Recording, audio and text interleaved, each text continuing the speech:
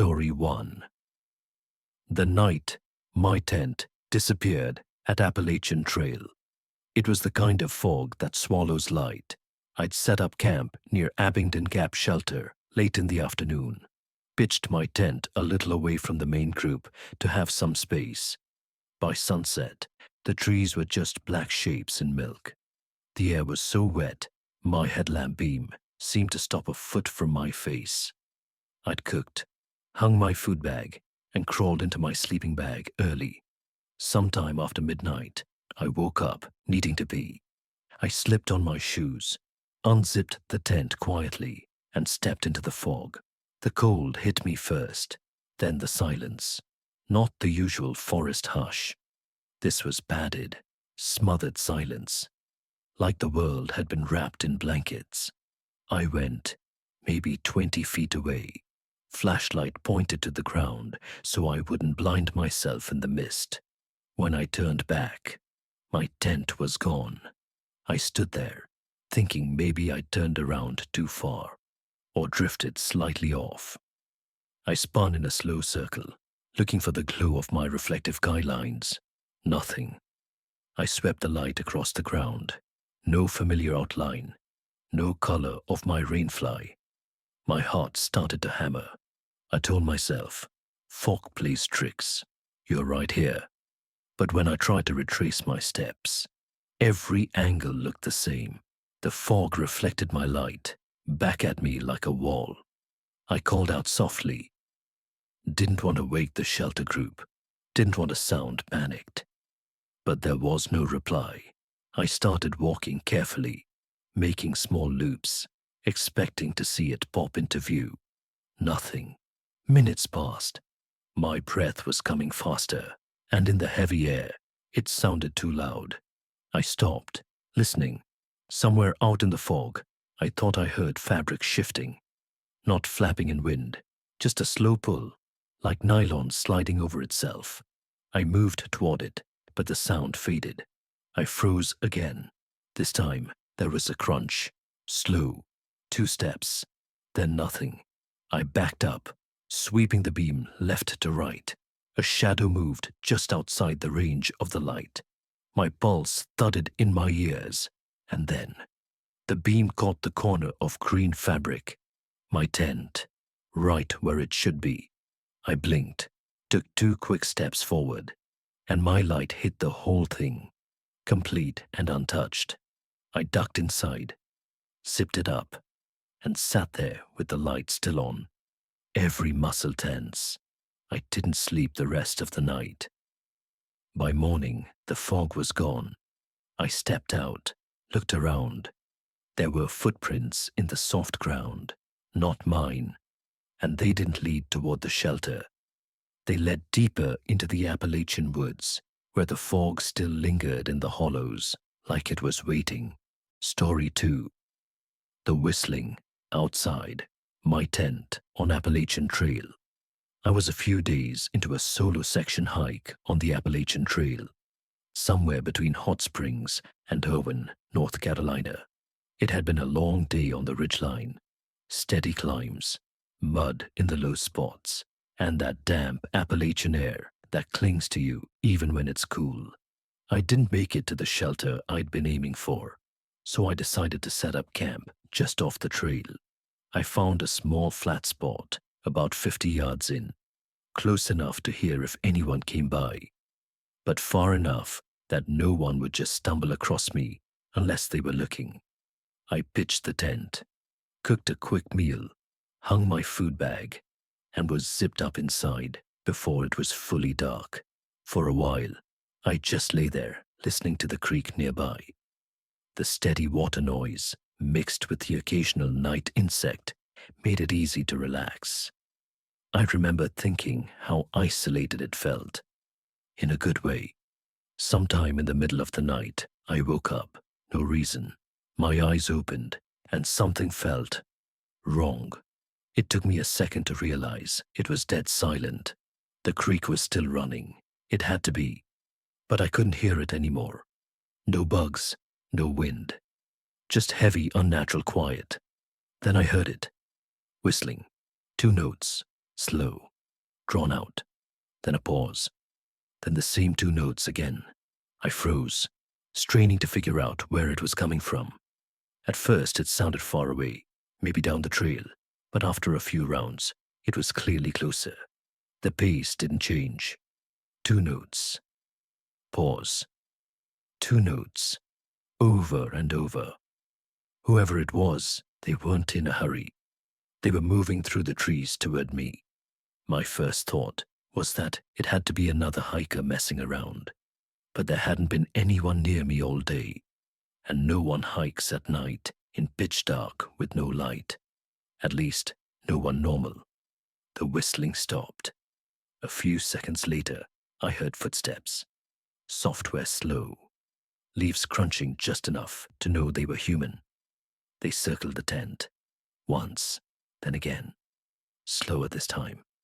I reached for my trekking pole, my hand shaking so badly I almost knocked it over.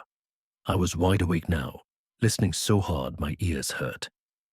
The steps stopped right behind my head. I could hear breathing, long, slow, controlled. Whoever it was, they were just standing there. I stayed still. I didn't unzip the tent. I didn't say a word. After what felt like forever, the breathing stopped.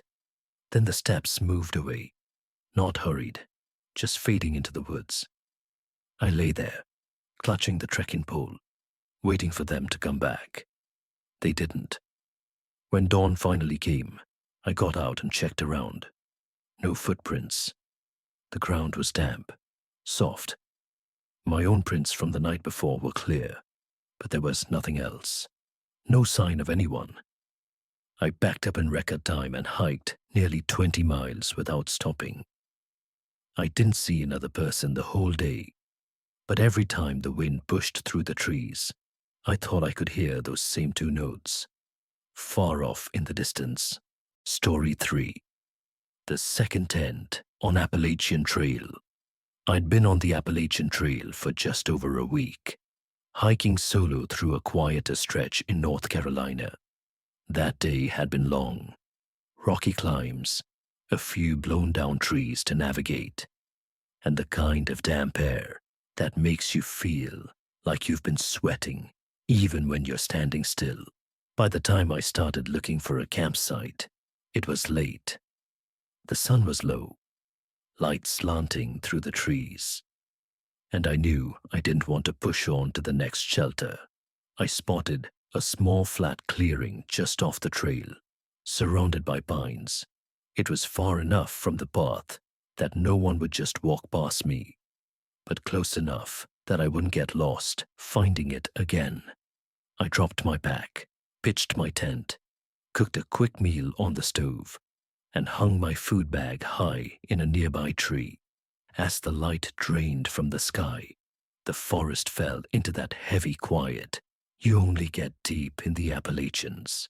I zipped up the tent, slid into my sleeping bag, and drifted off, fast.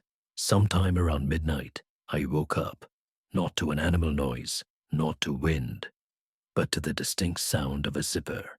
It wasn't mine. I froze, listening hard. The sound came again, slow, deliberate, like someone easing a tent door open. It was close, too close. I guessed maybe 30 feet away. The zipper stopped. For a few seconds there was nothing. Then I heard the faint crinkle of nylon fabric, the kind of noise you make shifting inside a tent. But here's the thing. I hadn't seen another tent when I set up camp. I checked the whole area. My mouth went dry. I unzipped my door just a few inches and peered out. Through the trees, faintly lit by moonlight, I saw it.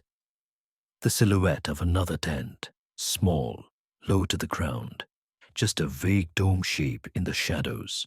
No lantern glow inside, no movement. I watched it for maybe a minute. Nothing happened. Finally, I zipped my door closed again, lay back down, and told myself, someone must have quietly set up after I went to sleep. It was the only explanation that made sense. An hour later, I woke again.